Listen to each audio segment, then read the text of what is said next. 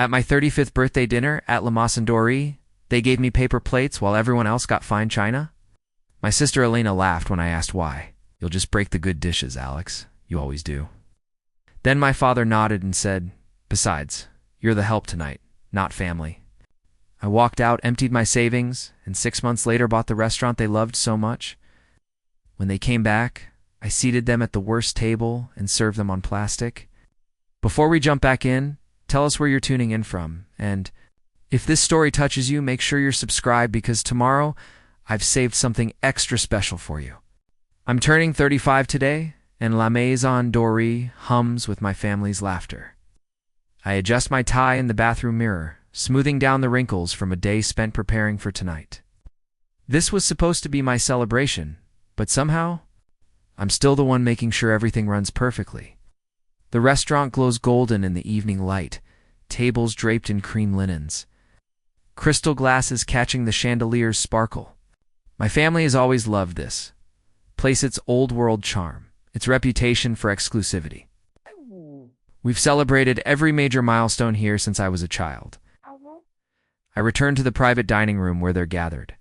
My father, Richard, sits at the head of the table, silver hair slicked back, regaling everyone with tales from his investment firm.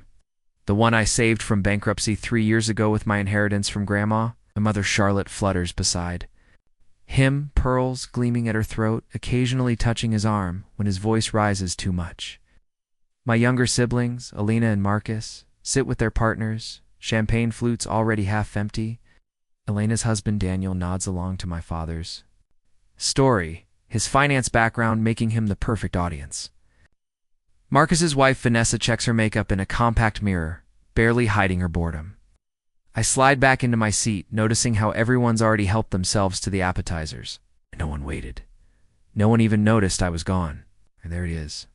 My father booms, cutting his story short. Birthday boy finally rejoins us, getting cold feet about another year older. I force a smile, just making sure everything's in order. Always. The perfectionist, Elena sighs, rolling her eyes. Relax for once, Alex. It's your birthday. Is it? It doesn't feel like it.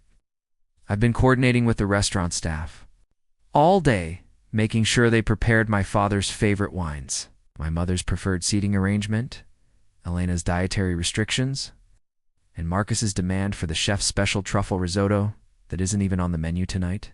The waiter approaches with the main courses, a parade of steaming plates, pan-seared duck, butter-poached lobster, prime ribeye, artfully arranged on delicate bone china with the restaurant's gold emblem. The presentation is immaculate, exactly what I requested when I made the reservation weeks ago. The waiter places these masterpieces in front of my family members one by one. When he reaches me, he hesitates, then sets down a plain white paper plate. My dinner, the same duck my father's eating, sits unceremoniously on it, the sauce already soaking through the flimsy material. I stare at it, confused. There must be a mistake. My mother sips her wine, not meeting my eyes. No mistake, dear. We thought it would be best. Best for what? Elena laughs, the sound sharp like breaking glass. You'll just break the good dishes, Alex. You always do. The table erupts in laughter, and I sit frozen, fork hovering over my paper plate as they all recall the time I dropped a serving platter at Christmas when I was 12, or when I knocked over a glass at Marcus's graduation dinner. Ancient history turned into family folklore at my expense, besides, my father adds, cutting into his duck with a satisfied smile. You're the help tonight, not family. Someone has to make sure everything goes smoothly. The words hit like a physical blow. The help, not family. After everything I've done for them, my father's firm faced a lawsuit 3 years ago. I gave up my position at a rival company to help him navigate the crisis. When Elena needed bail money after a DUI, I emptied my savings without question. When Marcus couldn't afford the down payment on his house, I co-signed the loan, putting my own credit on the line. I've been their safety net, their problem solver, their walking ATM. And on my birthday, I get a paper plate and a reminder of my place. Is this a joke? I ask, my voice steadier than I feel. My mother pats my hand. Don't be so sensitive. Alexander, it's just practical. You're always rushing around, taking care of things. We thought this would be easier for you. Easier. Like I'm a child who can't be trusted with the grown-up dishes.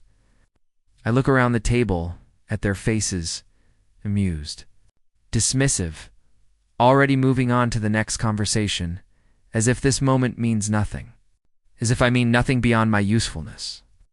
The waiter returns, pouring more wine for everyone except me. My glass remains empty, forgotten. Actually, I say, standing up slowly. I think I need some air. No one responds. Elena is showing Vanessa something on her phone. Marcus is deep in conversation with Daniel about golf handicaps. My father has returned to holding court. My mother his perfect audience. Preparing and narrating this story took us a lot of time. So if you are enjoying it, subscribe to our channel. It means a lot to us. Now back to the story. I walk out of the dining room, through the restaurant's main area, where other families are celebrating, laughing, treating each other with basic dignity. The Mater D catches my eye, concern crossing his features. Is everything all right, monsieur? I pause, looking back at the private room where my birthday dinner continues. Without me? No, I say finally, it's not. Outside, the night air is cool against my flushed face. I loosen my tie, feeling like I can breathe properly for the first time all day. My phone buzzes in my pocket, probably my mother, realizing I've been gone too long and there's no one to coordinate the birthday cake they undoubtedly ordered to my father's specifications. I ignore it. Instead, I walk to the small park across the street and sit on a bench, staring up at La Maison Dorée's elegant facade.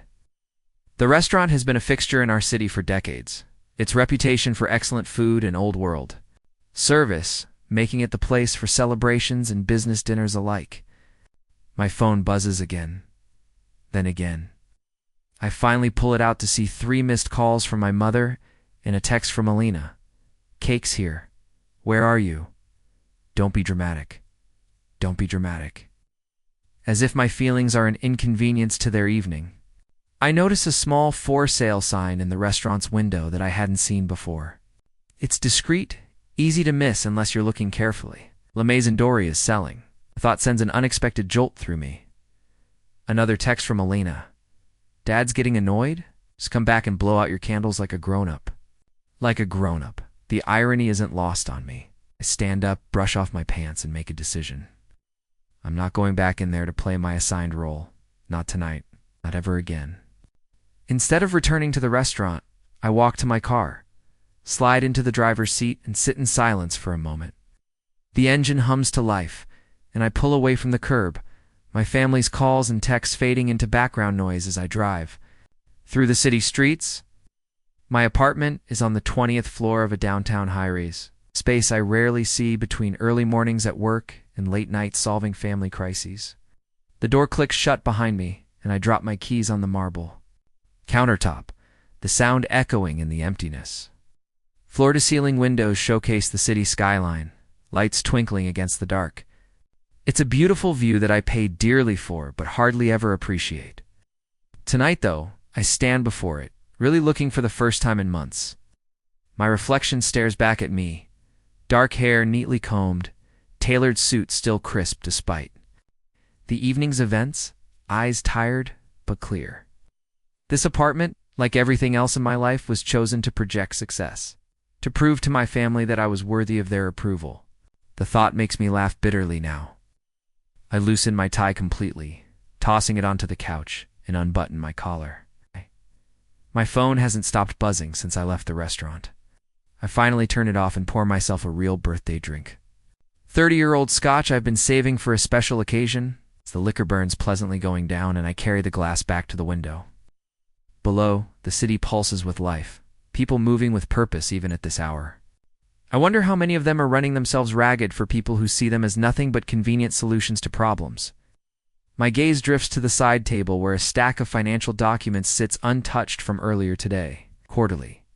Reports from my investment portfolio, bank statements showing a healthy balance that I've barely touched except to bail out family members, and a prospectus for a new business opportunity I haven't had time to review. I flip through them idly, scotch in hand, when a thought strikes me so forcefully, I nearly drop my glass. The for sale sign at La Maison Dorée, the business prospectus. My untapped savings. It's absurd, impulsive, possibly insane. But for the first time in years, I feel a spark of something that isn't obligation or resentment. It's possibility. I set down my drink and power up my laptop. Fingers flying over the keys as I search for information about La Maison Dorée's sale. It doesn't take long to find what I'm looking for at a discreet listing with a commercial real estate agency. The restaurant quietly on the market due to the owner's retirement. The asking price is steep but not impossible, not with my savings. Investment portfolio, and the bonus I've been sitting on from last quarter. It's been frugal for years, partly from habit and partly because I've been too busy working to spend money on myself. I emailed the listing agent immediately, requesting a meeting tomorrow morning. Then I call my financial advisor's after-hours line, leaving a message about liquidating certain assets. My phone buzzes again on the counter. My family, undoubtedly, still at the restaurant, wondering where their safety net has disappeared to.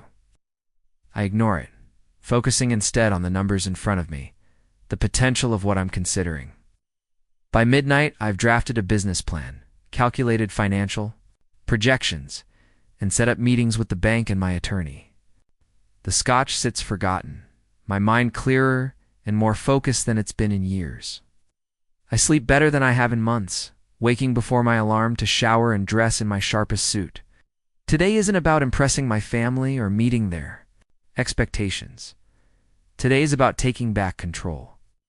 The real estate agent, a sharp-eyed woman named Vivian, meets me at La Maison Dorée before opening hours. The restaurant looks different in daylights, smaller, older, its flaws more visible without the evening's soft lighting. The owner is motivated to sell, Vivian explains, as we walk through the empty dining room. Monsieur Laurent has run this place for 40 years. His children aren't interested in taking over, and his health isn't what it used to be. I nod, running my hand along the bar's polished surface. I'd like to meet with him directly. Vivian raises an eyebrow. It's very particular about potential buyers. This restaurant is his legacy. I understand legacies, I say, thinking of my family's expectations. The weight of carrying their dreams at the expense of my own, and I'm very serious about this purchase. By afternoon, I'm sitting across from Henry Laurent himself, an imposing figure despite his 70 years. His accent is still thick with his native French, his eyes shrewd as he assesses me. "Why do you want my restaurant, Monsieur Sullivan?" he asks bluntly. "You are not a chef, not from a restaurant family. Why, La Maison Dorée?" I consider giving him the business answer, investment opportunity, established clientele, prime location. Instead, I tell him the truth. I've been coming here since I was a child. Last night my family celebrated my 35th birthday in your private dining room. They gave me a paper plate while they ate from your fine china because they said I would break the good dishes. They called me the help instead of family. Laurent's expression softens slightly. "And so now you want to buy my restaurant for revenge?" I shake my head. "For rebirth. I've spent my life being what everyone else needed me to be. Want something that's mine? Something I can build and shape with my own vision?" He studies me for a long moment, then nods. "I understand more than you know, young man. My father wanted me to be a banker. I opened this restaurant instead." He smiles faintly. Family can be our greatest strength or our heaviest burden. We talk for hours about his vision for La Maison Dorée, about the challenges of the restaurant business, about what I would preserve and what I would change. By the time we shake hands, we've agreed on a price and terms that work for both of us. "You must promise me one thing," Laurent says as we finalize the deal. "The staff, they stay if they wish to. They are also my family." I agree without hesitation. The staff isn't the problem. They were just following my family's instructions last night. If anything, I admire their professionalism in an uncomfortable situation. When I leave Laurent's office, the sun is setting, casting long shadows across the street. My phone, which I finally turned back on, shows 27 missed calls and 43 text messages. My family has progressed from annoyed to worried to angry, their demands for my attention growing more insistent by the hour. I text my mother a brief message. I'm fine. Need some time. We'll call soon. Then I silence my phone again and head to my lawyer's office to begin the purchase paperwork. The next 6 weeks pass in a blur of meetings, paperwork, and planning.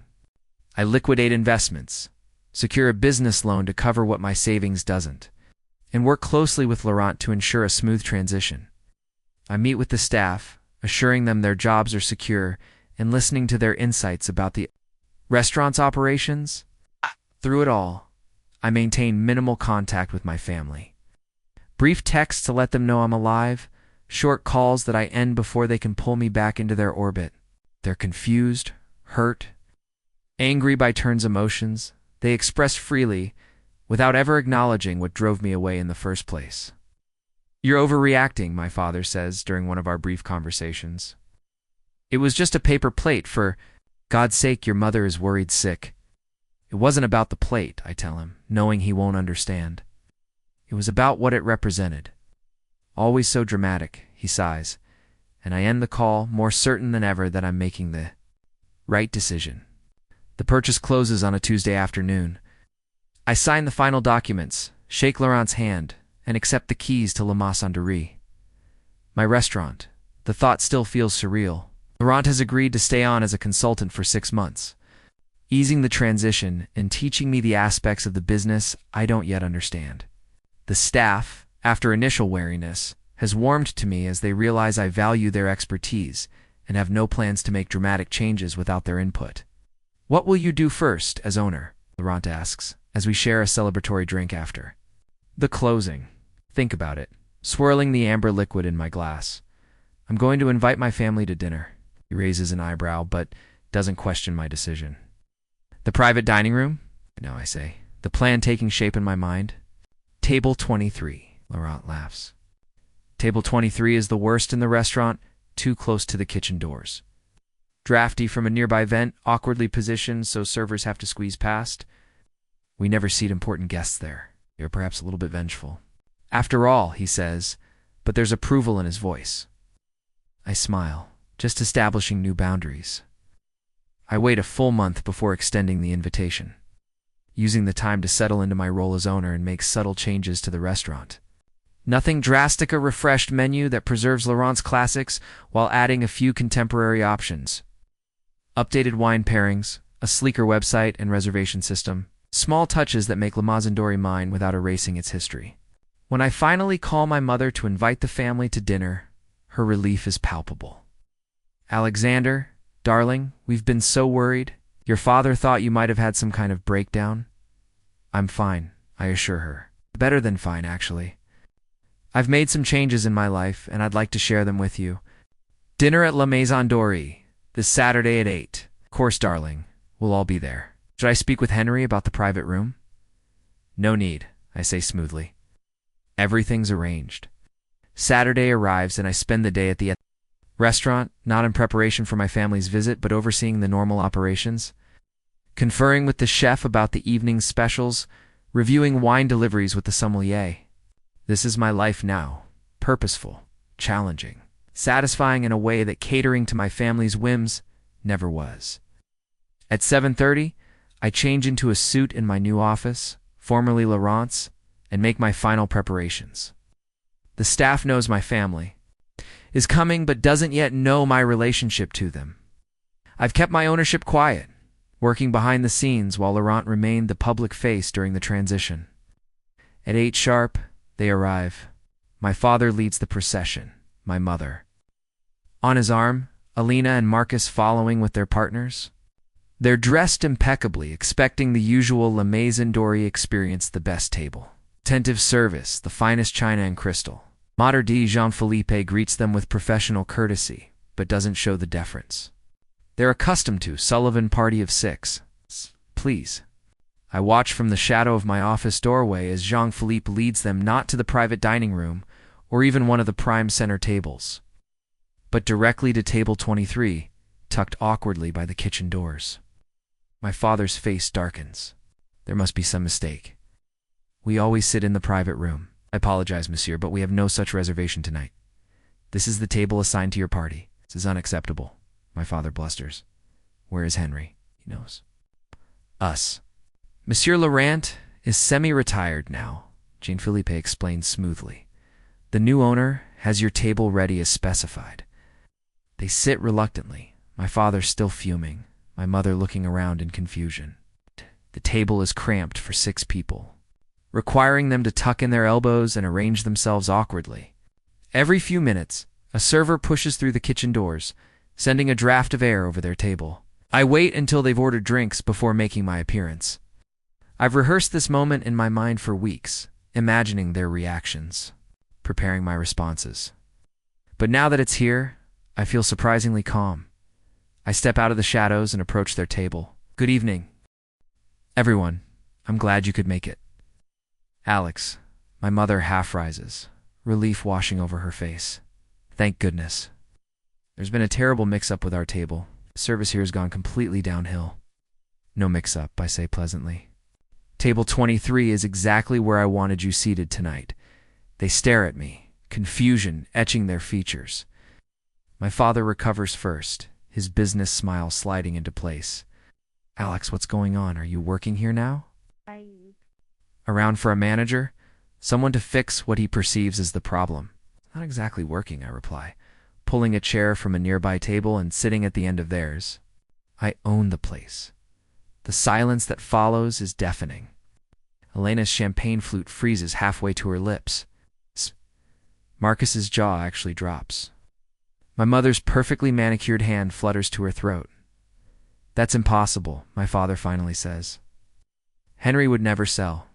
Especially not to, he stops himself. But I hear the unspoken words. Not to you. Not to the family disappointment, who couldn't even be trusted with proper dinnerware. To me, I finish for him. Actually, Henry and I hit it off quite well. We closed the deal a month ago. A month. My mother's voice rises. You've owned this restaurant for a month and didn't tell us? I shrugged. I've been busy with the transition. Besides, you all made it pretty clear at my birthday dinner that my role was to support, not to lead. Elena rolls her eyes.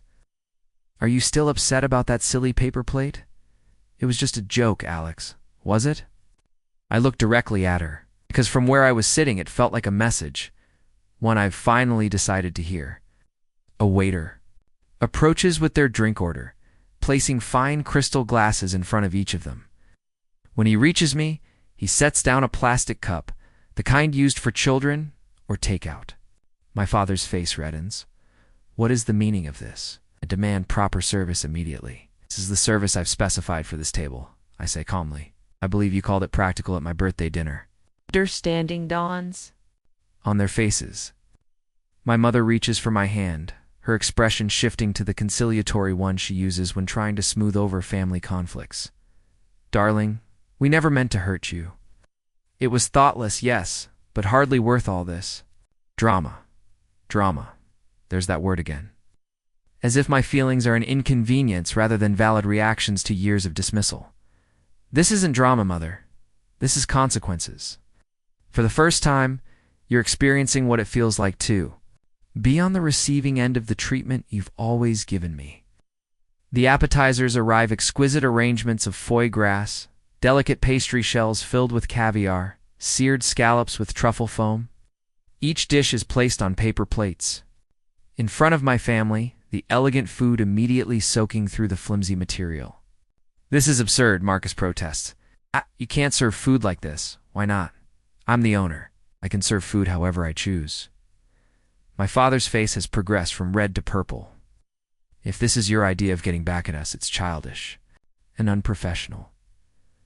I expected better from you, Alexander. I lean forward, keeping my voice level. That's funny, because I expected better from all of you for the past 15 years. I expected to be treated with respect after I gave up my own career to help save your company. I expected gratitude when I drained my savings to keep Elena out of jail. I expected basic courtesy on my own birthday. The kitchen doors swing open, and a server pushes past our table. Jostling my father's elbow and causing his wine to slosh dangerously close to the edge of his paper plate. This table is a safety hazard, he growls. We're leaving. That's your choice, I reply. But before you go, there's something else you should know. I signal to Jean-Philippe, who brings over a folder and places it in front of my father. Inside are copies of bank statements, loan documents, and legal papers, a complete accounting of every dollar I've given to the family over the years. I've had my accountant prepare this for you. It details all the loans I've provided that were never repaid, all the bills I've covered, all the financial rescues I've performed. The total comes to just over $300,000. My father doesn't open the folder, but his hand rests on it, fingers tense. What is this? Some kind of shakedown? I shake my head. Not at all. Consider it forgiven. All of it. I'm writing it off as the cost of learning who you really are and who I really want to be. Elena's eyes narrow. So what? You buy a restaurant? And suddenly, you're better than us? This whole stunt is just to humiliate us. No, Elena. This stunt, as you call it, is me finally standing up for myself. The restaurant is my fresh start, something I've built that has nothing to do with fixing the family's problems or earning your approval. I stand up, smoothing my jacket. I release you all from any obligation to me, and I release myself from any obligation to you. You're welcome to stay and finish your meal. The food is excellent, despite the presentation. Or you can leave. Either way, this is goodbye. My mother's eyes fill with tears. Alex, you can't mean that. We're family. Family should lift each other up, not tear each other down. When you're ready to have a relationship based on mutual respect, you know where to find me. I walk away from their table, ignoring my father's sputtering and my mother's tearful pleas. The kitchen doors swing shut behind me, cutting off their voices. In my office, I sink into the leather chair behind the desk, hands trembling slightly, despite my outward composure. The confrontation I'd imagined for weeks had finally happened, and I feel lighter, not happy exactly. There's sadness in cutting ties with the people who've been the center of my universe for so long. But beneath the sadness is relief, and beneath the relief, a quiet, growing excitement about what comes next. A soft knock on the door interrupts my thoughts. Jean-Philippe enters, his expression carefully neutral. They've left Monsieur Sullivan without eating. I nod, unsurprised. Thank you, Jean-Philippe. And thank you for your help tonight. He hesitates, then adds, the gentleman your father, he left this. He places the folder on my desk, unopened, of course. My father would rather walk away than acknowledge the years of financial support I've provided. It's so perfectly in character that I almost laugh. Will you be joining the dining room tonight? Jean-Philippe asks. I consider it. Part of me wants to hide in this office, processing the confrontation. But that's the old Alex, the one who retreated when things got uncomfortable. Yes, I decide. I'll be out shortly. After Jean-Philippe leaves, I take a moment to compose myself, then return to the dining room. It's a busy Saturday night, tables filled with couples on dates, families celebrating special occasions, business associates sealing deals. The atmosphere is elegant but warm, exactly the balance I've been working to achieve. I move through the space, stopping at tables to introduce myself as the new owner, asking about their meals, ensuring their experience meets expectations. This is my domain now, a place where I make the rules, where my vision matters, where my worth isn't determined by my usefulness to others. The next morning, I arrive at the restaurant early. Sunlight streams through the windows, catching on crystal glasses being polished by the morning staff. The pastry chef is already at work, the scent of butter and sugar perfuming the air. Feels right. Feels like home in a way my apartment never has. I'm reviewing vendor contracts in my office when my phone rings. Elena's name flashes on the screen. I consider letting it go to voicemail but decide against it. Your boundaries don't mean no communication at all. Hello, Elena. That was quite a show last night, she says, her tone carefully controlled. Dad's furious, Mom's been crying all morning, and Marcus thinks you've lost your mind. And what do you think? She's quiet for a moment, I think. I never realized how much we've taken you for granted. It's more self-awareness than I expected from her. Thank you for acknowledging that. Don't get me wrong, she continues quickly. The paper plate thing was over the top and petty. Maybe I concede, but sometimes people need to experience something to understand it. Another pause. I've been thinking about the bail money. When I got the DUI, you never asked for anything in return. You're my sister, you needed help? Yeah, but, she sighs. Look, I'm not good at this. I just wanted to say I'm sorry for the birthday dinner thing, for not seeing how much you've done for us. It's not a complete apology, but it's a start. I appreciate that. So what now? She asks. Are you really cutting us off? I'm establishing healthy boundaries. There's a difference. And the restaurant. Is that really what you want, or is it just to spite us? I consider the question seriously. It started as an impulse, I'll admit, but the more I've worked here, the more right it feels. I'm good at this, Elena. Better than I ever was at trying to live up to Dad's expectations. I've never seen you so assertive, she says, a hint of respect in her voice. It's been there all along. I just directed it toward solving everyone else's problems instead of building my own life. We talked for a few more minutes before saying goodbye. It's not a reconciliation, not yet, but it's an opening. A possibility that at least one family relationship might evolve into something healthier. The weeks that follow are among the most challenging and rewarding of my life. Running a restaurant is nothing like the corporate career. I left behind its more immediate, more personal, requiring constant attention to countless details. But I thrive on the complexity, on building something that reflects my own vision rather than conforming to someone else's. I make changes. Gradually, a renovated bar area with craft cocktails that draw a younger crowd. A Sunday brunch service that becomes an instant hit. A mentorship program for aspiring chefs from underprivileged backgrounds. Something Henry approves of wholeheartedly. You are making it your own, while respecting what came before, tells me one evening as we share a bottle of wine after closing. This is the mark of a good successor. His approval means more to me than my father's ever did, perhaps because it's earned rather than desperately sought.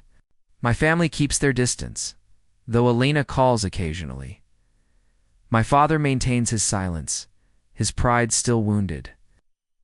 My mother sends tentative text messages that I answer politely, but briefly. Marcus remains aloof, following our father's lead as he always has. Then, 3 months after the confrontation, my mother appears at the restaurant during lunch service. She's alone, dressed elegantly but not flashily, and looks nervous in a way I've rarely seen. Jean-Philippe seats her at one of the better tables. My staff knows that despite everything, she's still my mother, and informs me of her arrival. I find her studying the menu intently, her reading glasses perched on her nose. She looks up when I approach, a tentative smile on her lips. Salmon with dill cream sauce is excellent today, I say by way of greeting. Alex. She reaches for my hand. Thank you for seeing me. I sit across from her. Of course, you're always welcome here. She glances around the restaurant, taking in the subtle changes I've made. The place looks wonderful. You've done an amazing job, thank you. I've come to apologize, she says, setting the menu aside. What happened at your birthday dinner was inexcusable. We treated you terribly, and I was part of it. I should have stood up for you. Her directness surprises me. My mother usually approaches conflict obliquely, smoothing things over, rather, than addressing them head-on. I appreciate that, I say carefully.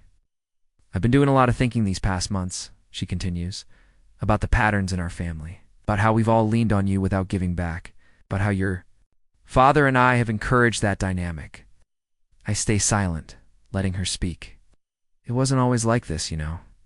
When you were little, before your father's business took off, we were different, more equal. Somewhere along the way, we lost that. She reaches into her purse and pulls out a small wrapped package. It's not your birthday yet. That's still 2 months away, but I wanted to give you this belated gift and perhaps a new beginning. I unwrap it carefully.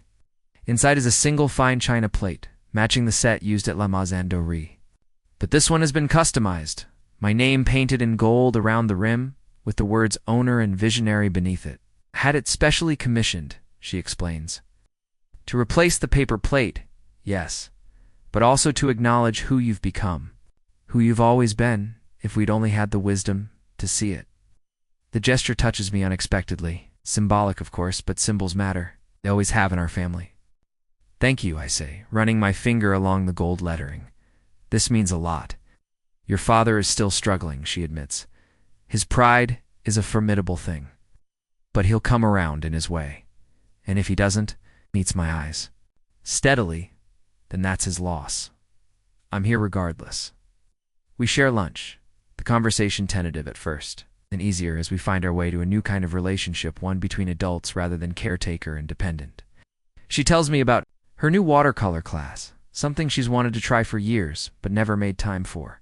I tell her about my plans for the restaurant, the challenges and triumphs of these first months. When she leaves, she hugs me tightly. I'm proud of you, Alexander.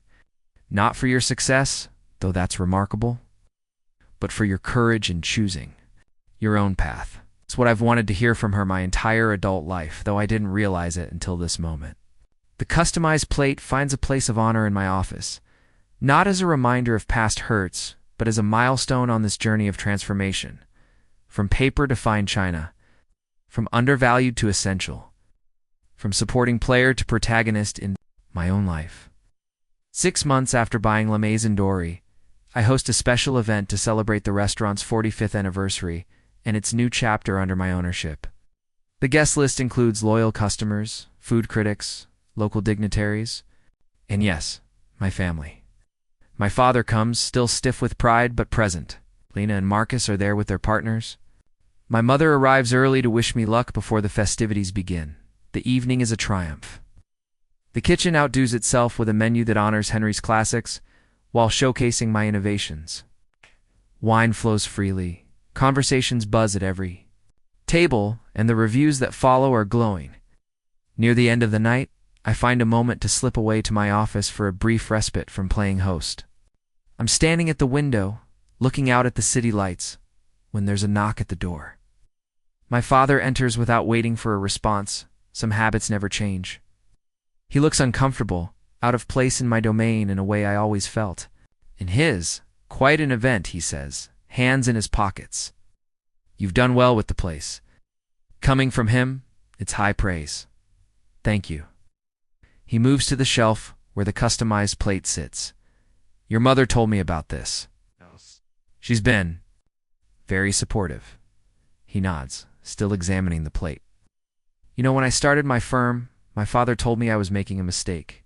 Said I should have stayed at the bank, worked my way up the secure route. It's not an apology, not directly, but it's an offering a rare glimpse of vulnerability from a man who's always presented himself as infallible. What did you do? I ask, though I know the story. Proved him wrong. He turns to face me. Sometimes, that's the only way forward. Is that what I'm doing? Proving you wrong? He considers this. Maybe at first. But what you've built here, this is beyond. Proving a point is creating something valuable on your own terms. He pauses. I respect that, even if I haven't shown it. It's not complete reconciliation. There are too many years of patterns to unravel in one conversation. But like my lunch with my mother, it's a beginning. It's the anniversary celebration. Wine's down. I stand at the entrance, thanking guests as they depart. Henry, now officially retired but still a regular presence, joins me. You have found your place, he says, his accent thicker after several glasses of excellent French wine. This is what I hoped when I sold to you. Thank you for taking a chance on me. He waves this away. Not chance. I recognize something in youth, a hunger to create, to lead rather than follow. Also, he adds with a wink, the desire to serve good food on proper plates. I laugh, the sound echoing in the nearly empty restaurant. The staff is clearing tables, resetting for tomorrow's service. My restaurant, my vision, my future, unfolding on my terms. The journey from paper plate to restaurant owner wasn't one I could have imagined at that birthday dinner a year ago. But standing here now, I wouldn't change a single step of the path that led me here, not even the humiliation that sparked it all. Sometimes it takes hitting bottom to find the strength to rise. Sometimes it takes being undervalued to discover your true worth. And sometimes the greatest act of self-respect is walking away from those who don't see your value. Especially when they're family. The last guest leaves and I lock the door behind them. Tomorrow will bring new challenges, new opportunities, new chances to redefine myself. But tonight, I savor this moment of arrival, not at a destination, but at a beginning. The paper plate couldn't hold me. Neither could their limited vision of who I could be. Now I dine on fine china of my own making, at a table of my own design, in a life that finally, gloriously, belongs to me alone. Up next, you've got 2 more standout stories right on your screen. If this one hit the mark, you won't want to pass these up. Just click and check them out. And don't forget to subscribe and turn on the notification bell so you don't miss any upload from us.